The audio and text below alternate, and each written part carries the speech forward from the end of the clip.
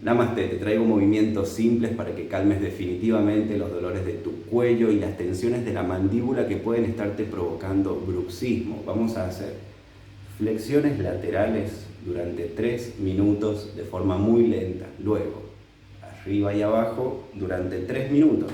Y lo repetimos 3 veces. Otra vez 3 minutos laterales, 3 minutos arriba y abajo, luego 3 minutos laterales otra vez y nuevamente arriba y abajo. La práctica total debe durar aproximadamente 20 minutos. Luego hacemos círculos amplios hacia ambas direcciones durante 3 minutos y por último movimientos en los hombros. Tómate tu tiempo para hacer esto. Tema de raíz que puede ser un estado de alerta muy presente, un estado de tensión o de sobreexigencia, estrés, así que la respiración abdominal ya puede ser una salvación. Namaste.